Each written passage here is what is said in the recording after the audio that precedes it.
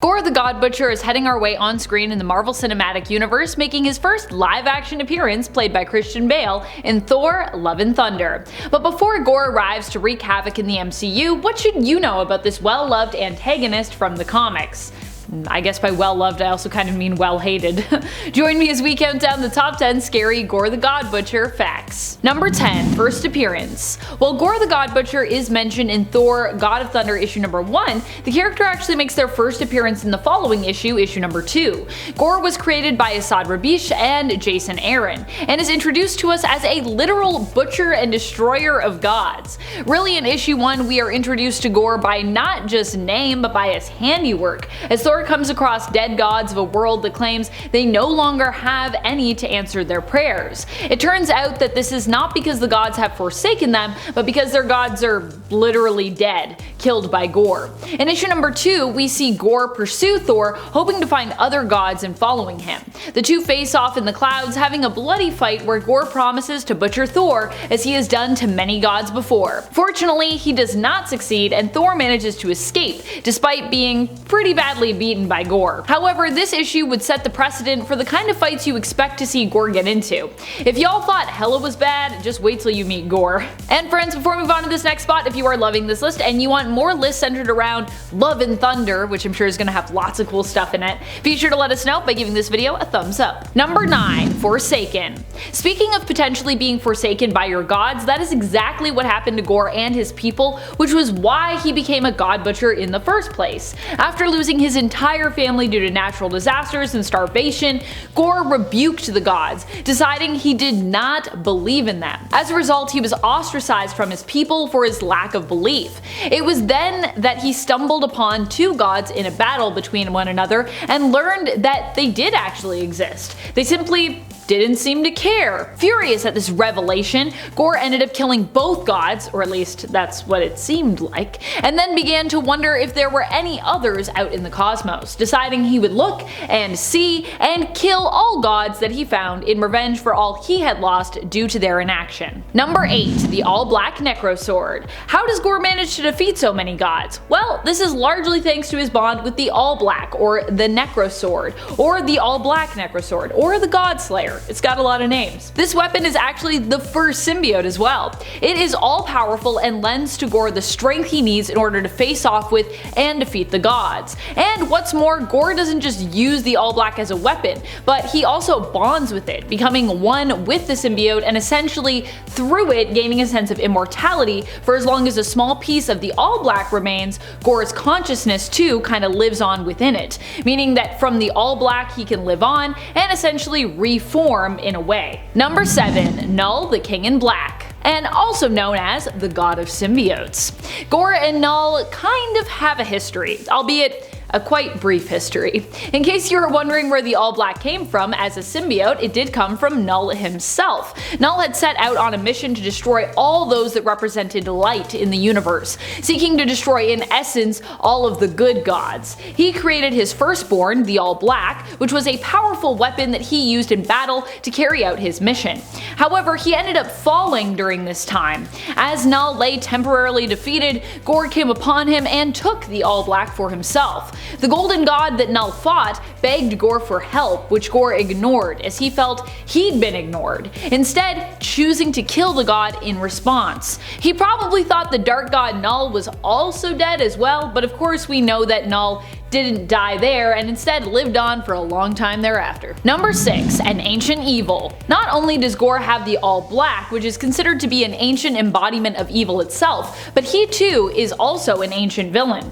Gorr might be newer when it comes to Marvel Comics history, but within the lore of the world, he has been alive for thousands of years and spent millennia hunting down and murdering gods, which means at this point he's pretty much an expert when it comes to his capabilities and his skill set. That will also likely be Gorr's story previous to when we meet him in the MCU, meaning he'll be a devastating foe for both Thor Odinson and Jane Foster's mighty Thor to go up against. Number 5. A familiar foe. It should also be noted that because Gorr the God Butcher has been around for so long, he isn't just some random villain that Thor comes across. Despite him not making his first comic book appearance until 2012, he and Thor go way back when it comes to their history with one another. In fact, when Thor first comes across the dead gods in issue number 1 of Thor: God of Thunder, Thunder, he doesn't ponder on who is behind it. He actually recognizes Gorr's handiwork and suspects him first and foremost. So despite the fact that he didn't exist in comics until 2012, when it comes to his backstory, the God of Thunder and Gorr still have had a history. In fact, historically, the first version of Thor that Gorr was familiar with was one from way back around 800 AD, a much younger Thor than the present day version that we're familiar with in the main continuity currently. Hence why we follow this version of Thor along with a present and a future version of the character, with their stories interwoven between each other in the Thor God of Thunder series, because, you know, we gotta explain the story of Gorr. Despite the year of release being 2012 onward, Gorr was also being retconned into Thor's history in this narrative. So it is possible in the film Love and Thunder, Thor will also be familiar with Gorr, and the two may already have had a history in the MCU that simply hasn't been touched on yet. Number 4. The Butcher in God Butcher. While there are times that you might feel sympathetic towards Gorr, especially considering his tragic origins, and at times his desire to kind of bring people together by killing gods and dismantling beliefs that may otherwise separate them, he is still very much a dark and murderous figure. He doesn't just kill gods, he straight up does butcher them, hence his title. He earned that title. For Gorr, he doesn't just want the gods gone, he wants them to feel pain similar to what he himself suffered, and he genuinely seems to enjoy tormenting and toying with gods because of this. You won't just see him make quick work of many gods he comes across, and if he does happen to make quick work of an enemy, it's still likely going to be brutal and bloody, which is what Gorr is pretty much known for in the comics. Number 3. Cruelty. The other crazy thing about Gorr is just how cruel he can be. You would think after all he's lived through, he might be inclined to, you know, show like a modicum of mercy to those he has captured and not yet killed. After all, that's likely what a younger Gorr would have hoped for, mercy and kindness from his own gods. And yet Gorr was made hard instead by his experience, turning him somewhat into a hypocrite. Despite the fact that he cursed the injustice and cruelty of his gods, this is what he gives back to all those he comes across that oppose him, blinded by his pain and his rage.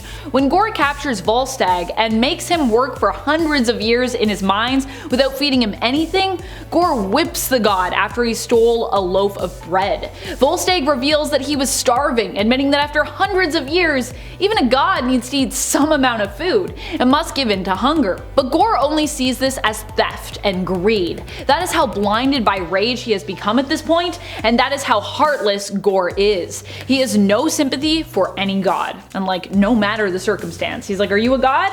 I don't care. I'm gonna treat you terribly. That's it. And then you're gonna die brutally. Number 2. Gorr the God. Speaking of the cruelty that Gorr showed Volstagg, his mistreatment of the Asgardian only got worse once Volstagg pointed out that even if Gorr managed to wipe out all of the gods, as impossible as that would be, he would never truly finish his mission.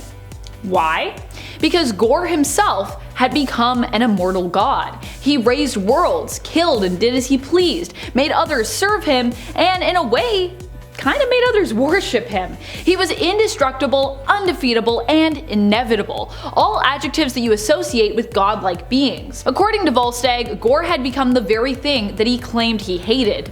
Needless to say, this was not a reflection that Gorr chose to subscribe to, and he was not very pleased that Volstagg had implied this about him. Still, I think Volstagg definitely was making sense with this observation, which is probably why it made Gorr so angry, because deep down, he knew that it was at least partially true. Number 1. Agar. Agar was the last member of Gorr's family to die before he found the Necrosword and became a killer of gods. After the death of his mother when he was only a child, the death of his pregnant wife later in life, and all of their other children, his son Agar was the only one left. When Agar died of starvation, that was the final straw for Gorr, who lost all faith in the gods completely.